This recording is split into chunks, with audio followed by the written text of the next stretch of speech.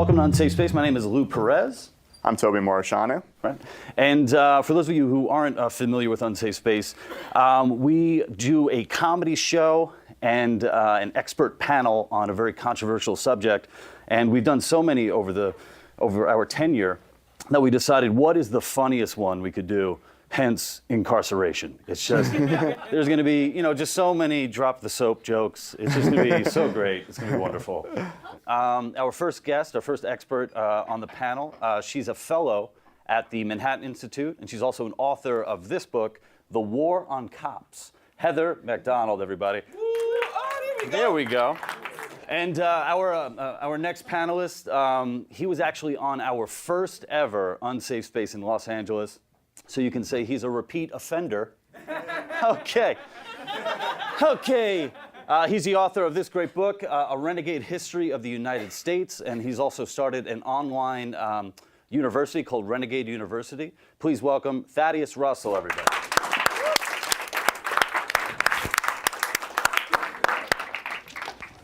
Cool. Well, thank you so much for coming out, everybody. And I guess we'll kick things off by just asking a basic question. Why do you think incarceration is so high in America? It's hilarious. Well, it's just a setup. Well, for once, I would actually disagree with you. You can talk in the mic. Oh, you want? Sorry about that. Yeah. It's not the case that the United States has the same crime rates as other Western industrialized countries. We have a lot of violent crime in this country compared to our peers. Our homicide rate is 7 times higher than the 21 European industrialized countries and Japan. And our gun homicide rate is 20 times higher. And if you look at 15 to 24-year-olds, it's 43 times higher. Do you think it's the case that, and I've heard this argument, but maybe you're a better judge of it than I am, that it's similar rates of crime, but that crime in America tends to be more violent because of the amount of guns that we have? Well, so it's not similar rates of crime. Again, Japan, Tokyo has 0 homicides a year. There's a city of much larger than New York City. We're very proud because we're down to 333. It used to be 2,400. So maybe on property crimes we're similar, but it is violent crime that drives the prison population. And we experimented with de-incarceration in the 60s and early 70s, and we got rid of determinate sentencing and got a lot of community supervision. Sometimes it works, sometimes it's a great alternative, but violent crime rose 353% from 1960 to 1990s, and there were a lot of people victimized by that. So you're going to have a lot of crime and a lot of criminals if you make a lot of things illegal. So in this country, since the 19th century, we've made a lot of things illegal, like prostitution, many forms of sex work, like drugs, like alcohol for a time. So what happens when you make something illegal like that? Bad people come in to fill that market. It's called the black market, right? So we've had many, many black markets. Oh, I didn't mention gambling. Gambling has been illegal in most states for more than 100 years. So what you do when you make a black market is you force out all the people who aren't violent, bad guys, from that market. So the violent bad guys move in, right? And they take over that market. And so that's exactly what's happened for more than 100 years in this country. And we are, as we all know, in many ways, and certainly historically, especially puritanical. I mean, we have, of course, our very anti-puritanical parts of our culture as well. But we were founded by Puritans, and that part of our culture has been very strong for a long, long time. That's why we had Prohibition. That's a major reason we did. And all of these other prohibitions. So we are still living under Prohibition, right? Many, many prohibitions all at once, and drugs is just one of them. So that is why I think we have all of these bad, violent criminals shooting at people, and have for a long, long time. Now, what happened was in this country is that for various reasons, in large part because we're so puritanical, because we think it's so terrible to get high or sell sex, we built this massive system to put all those people away for a long, long time because we really, really hate those things. So beginning in the early 20th century, we started building prisons all over this country, more than in any other country, and filling them. And that accelerated in the late 20th century. By the 60s and 70s, I don't know what de-incarceration you're thinking about, but if you look at the graph, incarceration, it's always going up if you look at the long history of America. But in the 60s and 70s, it spikes, and it's been spiking ever since then. And by the way, last thing I'll say, the people who led all of this, who led the prohibitions, who fought for all those prohibitions against sex work in the early 20th century, for the big prohibition against alcohol, against drugs, against gambling, who were they? They weren't Jeff Sessions. They were all of them progressive liberals. These were all progressive projects. And guess who built the prisons in all those states? Progressives. Guess who came up with mandatory minimum sentences? Nelson Rockefeller, a very progressive governor. All those sentencing guidelines were all written by progressives, New Dealers, for more than 100 years. That is why we have so many people in prison. That was Rockefeller responding to the demands in the minority communities for getting drug dealers off the streets. The idea that drug dealing is a nonviolent crime is preposterous. People that live with open-air drug markets understand they're living under the constant implicit threat of violence. This February on Valentine's Day, an 11-year-old girl, Tequila Holmes, was shot fatally in the head by a 19-year-old marijuana dealer. Now, as Toby mentioned, the idea that it's drug prosecutions that are driving the prison population is completely wrong. The vast majority of people in prison today are there for violent crimes or property crimes. Drugs make up 16% of the state prison population, which is where 88% of all prisoners are housed. Possession is only 4% of that, and most of those have been pled down from trafficking. So are you just going to ignore everything I just said? Just pass right over that? As if I'm not here? I had an argument. You don't have to agree with it, but it is an argument that's been made not just by me. Heather's right about a lot of things, and by the way, everyone should read her book, because her book, actually, I really do mean this, disabused me of a lot of ideas I had about what was driving this stuff, largely racism, right? If you ask most people who are sympathetic to Black Lives Matter, they will say the reason the prisons are full is racism. End of the discussion, and that's what we have to do. I think that's what I believed. I wanted to kill cops 2 years ago because of that.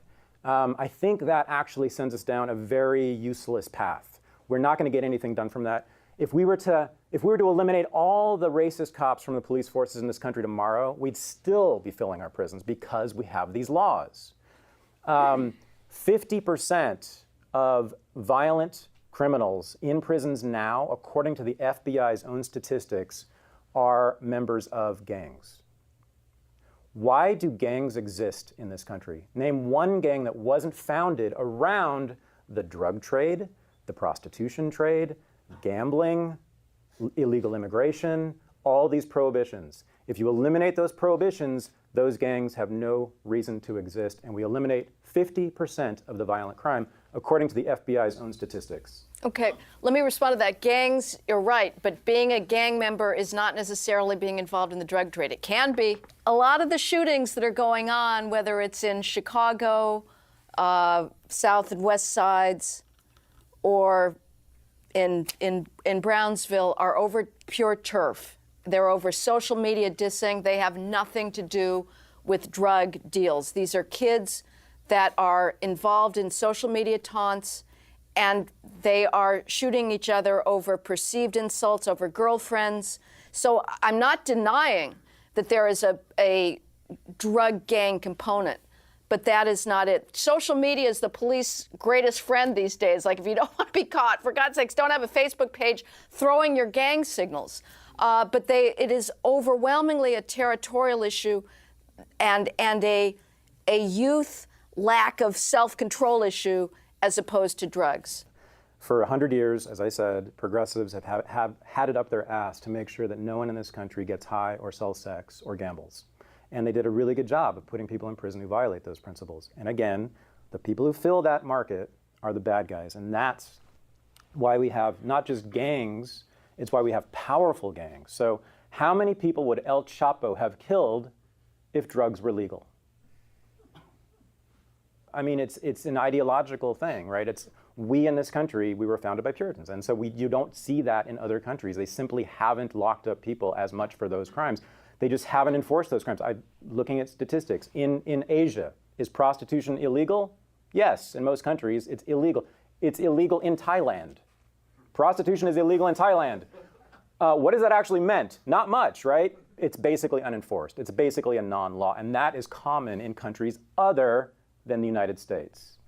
I don't even know that prostitution shows up in data on the prison population. It's minute. And again, drug dealing is 12% of the state prison population, and those guys are there for multiple offenses. Prison today remains a lifetime achievement award for persistence in criminal offending. You have to work very hard to get yourself sentenced to prison. Most of the time you're put on probation, you're given multiple opportunities for community supervision, an anti-incarceration outfit, the JFA Institute, has estimated that only 3% of all violent victimizations or property crimes end up with the offender in prison. 97% of violent crimes and property theft, people being mugged, people are still out on the streets.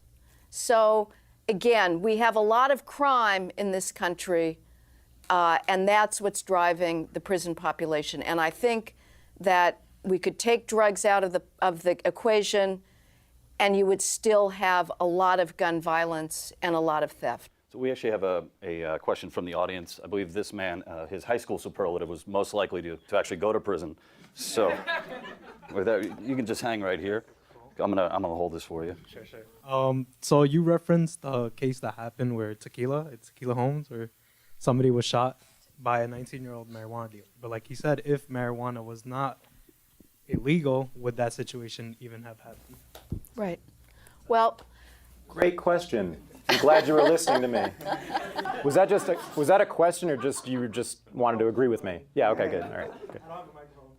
I want to ask, because you're laying the, basically the criminalization of various things at the feet of progressives, but what about people like Reagan and the war on drugs, who it's often attributed to? Yeah, conservatives are not scot-free of this. They certainly took part in it. But if you were to read any of the recent some of them are very good histories of the war on drugs and the war on crime, they all locate the origins of the modern wars on crime and drugs in the 1960s and early 1970s in the Kennedy, Johnson, and Nixon administrations. And then Reagan is sort of just an acceleration of what started then. And what those books all argue, and I think they're right, is that Nixon and Reagan simply took the model begun by the progressives in the early 20th century and accelerated by Kennedy and Johnson and just built on it. So, for instance, the nationalization of the police in this country, right? That idea, which has led to the incarceration of a lot of people, and it's led to the militarization of the police, which we've heard a lot about.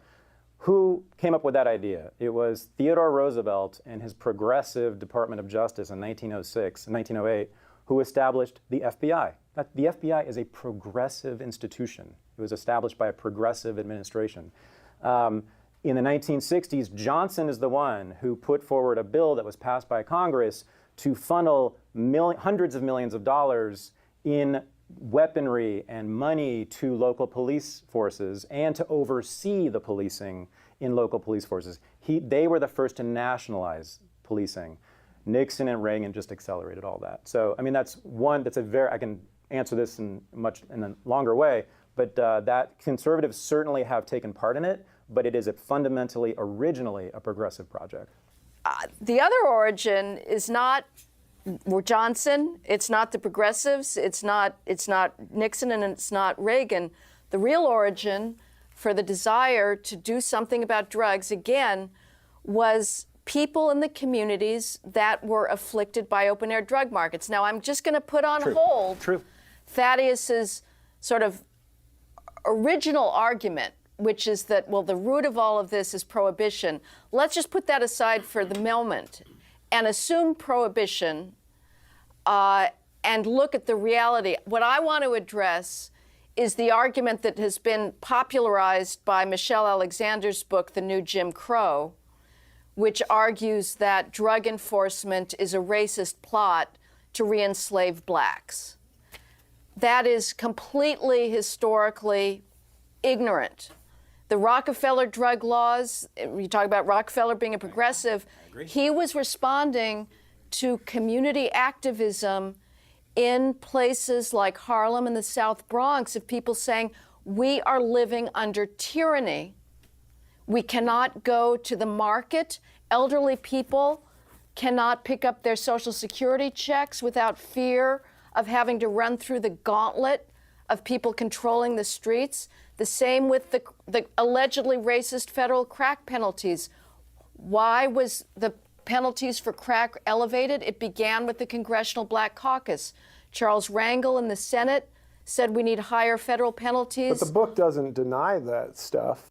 Yeah, Which it book? does actually. Michelle Alexander, she Yes, she I mean, I read totally the book. I ignores haven't it. met Michelle Alexander, She but I know that she completely mentions ignores the it. community. She says it's all about Nixon and the Southern strategy. That is simply wrong. It was the Johnson administration that pointed out the rise in violent crime and said it's the elderly who can't get on buses. Bus drivers are circumventing minority neighborhoods because the violence was so bad. And that continues today. You can't go. I spend a lot of time in police community meetings in the 41st Precinct, in the South Bronx, in the 23rd in East Harlem, in the 33rd in Central Harlem. Every single time you hear some variant of this question, you arrest the dealers and they're back on the corner the next day. Why can't you keep them off the streets? This is something, the police are not doing this for fun. They enforce the laws because that's what they're being begged to do by the law, the millions of law-abiding residents in high-crime areas. So I completely agree with her on this. She calls it a myth. This myth of the racist conspiracy to incarcerate black people. It's not what it is. It never was. There's no evidence for that. There really isn't. At least not since 1950. So if the black market, I guess I didn't explain this, but what do black markets do to prices, right? They drive the prices way, way, way up because it restricts the supply dramatically, right? So that's why you can get rich in the South Bronx with no education, being a 16-year-old kid selling drugs. If you eliminate that, the prices will drop dramatically. You make the drugs legal, and you can't. In a way, I almost don't want to make that happen because I love it when people. Then the kids are like, "Yo, I gotta South go to Bronx school get rich. so I can Yeah. sell this crack." But you would not be able to get rich if those drugs were legal. Like, for instance, I think this is right. I could be wrong about this, but I've heard at least that in Colorado, I think you're barred from entering the business now if you have a felony. So what that means is it's all like rich white corporate CEOs who are in the pot business in Colorado. I wanted to reiterate, though, again, my agreement with Heather. She's completely right about the other part that I think was missed maybe, in that there was a very large movement among African Americans in places like Harlem and South Chicago to crack down hard on dealers and the drug trade generally. The Nelson Rockefeller laws, the main drivers, or some of the main drivers behind that, were black community activists and politicians and ministers in those neighborhoods. So it's very true, and that's sort of one very large piece of evidence that it wasn't this racist conspiracy. To me, it's an empirical question about drug legalization. It's nothing. I actually have skirted that question in my work, and it's an empirical question. Are we better off with more people getting stoned? Because I think you have to agree that is pretty much just okay. Happy days We got coming. consensus Okay, in the crowd. fine. She's already stoned, so she's, yep. Yeah. So Former maybe student of mine, by the way. if we end up with less driving accidents, better workplace performance, people learning more because drugs are legal, and less violence, that's fine. I'd love to do a controlled experiment. And because it's really It's a been question done. of what works. It's been done. It's called Portugal. So Portugal decriminalized drugs, I think it's now 15 years ago. It's more than a decade now. Got a lot of Portuguese We have fans over here. extensive studies that have been done, multiple studies. So crime has gone down. Deaths because of drugs have gone down. HIV rates have gone down. All of it, all the bad stuff has gone down. Addiction has gone down in Portugal. And if you don't believe me, you can ask Glenn Greenwald, you can ask the Cato Institute. They've done massive studies on this, and I think there's others as well, multiple studies to show this. So it's been done. We have an experiment. All of these laws weren't imposed by these, racist white crackers, trying to like just do bad things to us. These were all democratically enacted laws. These were laws that people wanted. She's totally right about that. And it wasn't just white people who wanted them. In fact, I bet you that there was probably a larger support for these very harsh drug sentencing laws among African Americans in the 1970s than among whites. I wouldn't be surprised if that's true. Michael Javen Fortner, who's a sociologist, I forget, he's at CUNY or somewhere. He's written the definitive book on this, but it's clear that was happening. We did this. We did this. The American people did this. We passed laws. We voted for politicians who said they would do this, and we got what we asked for.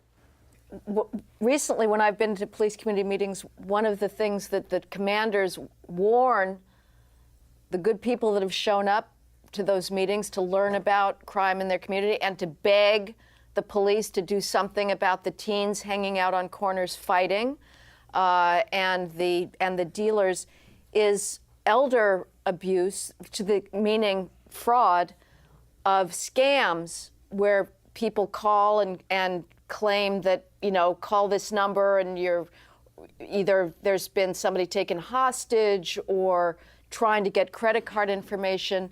So there's a lot of crime. Again, it's an empirical question with Thaddeus, how much would disappear if we legalized everything under the sun?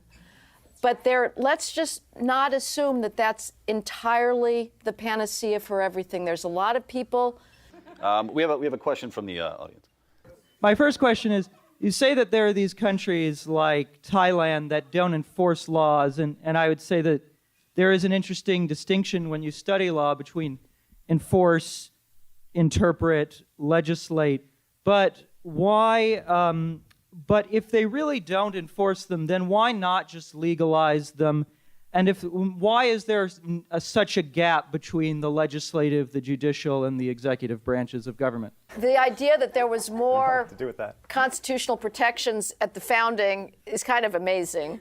The whole exclusionary rule would have astounded the founders that you had to throw out an entire criminal case if there was a charge that a police officer had violated an evidentiary rule.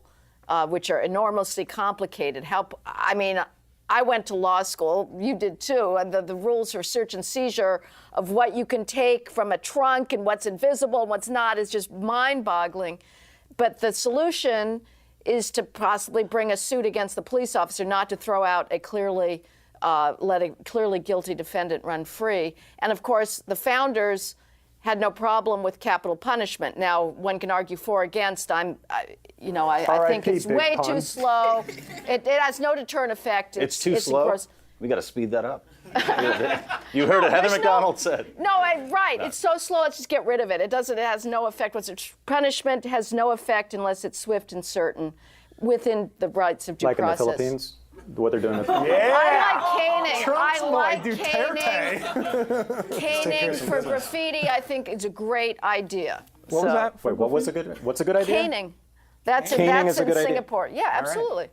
But I think the That's just an artist. Now I'm definitely done. So personally, I'll just say this. My bias is for decriminalization, like especially of something like marijuana, which I think is, in general, at least as safe, if not safer than alcohol, and et cetera. But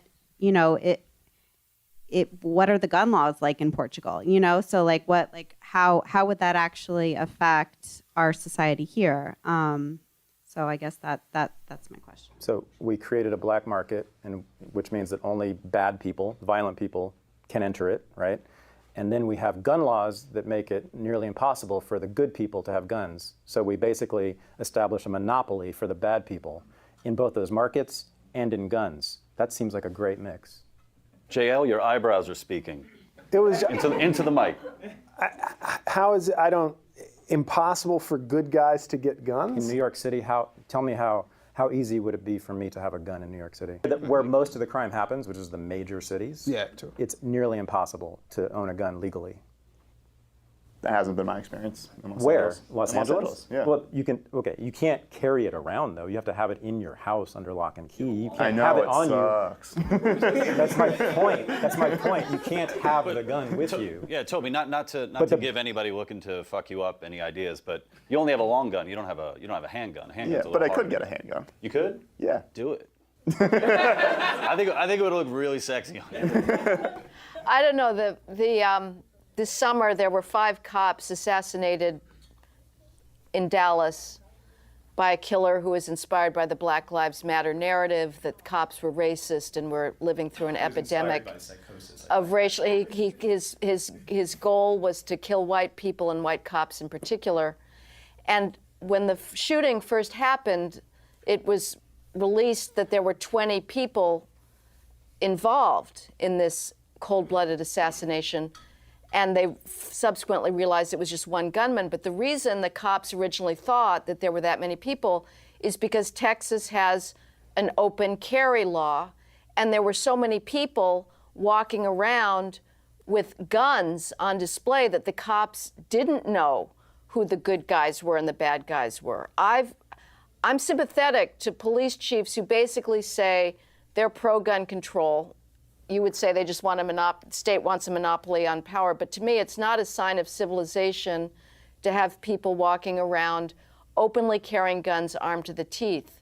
There's research. John Lott argues more guns, less crime, that places with, the most permissive gun laws have the least crime. I think there's a lot of other things that could explain that. But to me, it's putting a lot of burden on the police in places that have very liberal laws to have to distinguish in a situation like that who's the bad guy and who's the good guy. Heather, is there a breakdown as far as people in prison because of illegally holding like guns, or because I know there's what's his name, Burris, who used to play for the Giants.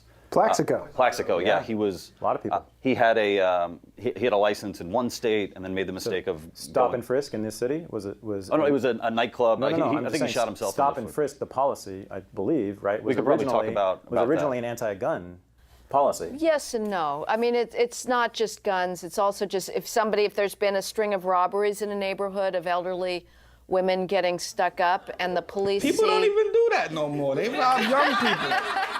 That's like when you talk about in the 80s in the Bronx. Nobody's robbing old people no more. You helping the old lady. You robbing her son. Okay, so there's been a string of robberies of young teens. All right, let's just change the hypo. And you see some guy walking behind a young teen coming out of high school. You question him. Or if there's been car thefts on a street, and you see some guy walking along pulling the door handles, the cop is going to make a stop and question that person. So the NYPD is really big. I mean, they've substituted command presence. They've got a lot of cops now on the corners that are deterring by their presence. There were definitely bad stops. There's no question about it. But basically, the cops were targeting known gang members. I've talked to a lot of kids that say they've never been stopped by a cop. It's, we believe that this doesn't occur, that every black kid in New York has been stopped by a cop. It's just not true. And being stopped is incredibly infuriating, humiliating, and can be terrifying. There's no question. And cops should explain why they make the stop. And of course, they should meet the reasonable suspicion standard for making the stop. Well, I didn't come up here to talk about guns, but I do want to say that I also live in LA, and I do think it's very hard to own a gun in LA, a handgun in particular, if you want to use it for self-protection. If you want to use it as like a display piece, then you can have it separate from your bullets or whatever. But to actually carry it around, you have to ask What permission. a weird display piece. Yeah. You'd be surprised. I go on Reddit. No, it's definitely very difficult to own a gun there if you want to use it for self-protection. But that's not what I was going to ask. My question was actually, you brought up the idea of like potentially suing a cop if they do something wrong or kind of outside the norm, except for that's ridiculously hard to do because of qualified immunity. And so I've often wondered what would happen if we did allow that, if we lifted the crappy policy of qualified immunity and just kind of like let them fight it out in the courts. And if you're going to do crappy things, then you're going to get got. You get better policing, more accountable cops. Right, exactly. One of the first things I think we need to do is bust all of the cop unions, like abolish them completely and rip up those contracts. They have virtual immunity. They can kill people and get away with it, and it happens all the time. Now, I also agree with Heather that in most of those cases, they're not necessarily bad shootings. The problem is they're following protocol. They're following the law in most of those cases that look terrible to us, right? When I saw those videos, I was sure that shit is racist and that cop is evil and he should fry. And then you find out when you start reading that he was actually following the law that was enacted by a Democratic legislature in his state in almost every case. He was following the letter of the law, right? And often, as we know, they're black cops doing this, right? In fact, I think it's more likely, I think you've actually written this, right? It's more, I think black cops, statistically, black cops are more likely to shoot and kill a black suspect. Well, they're more likely. They're better at sports. Well, there also a Justice Department study under the Obama administration that came out in March 2015 found that black and Hispanic cops in Philadelphia were more likely to shoot black suspects because of threat misperception, which is mistaking somebody's cell phone for a gun, than white cops. So that's. Thanks for all of this, but I have to say I feel like we're not having an honest discussion if you actually just dismiss the whole race issue.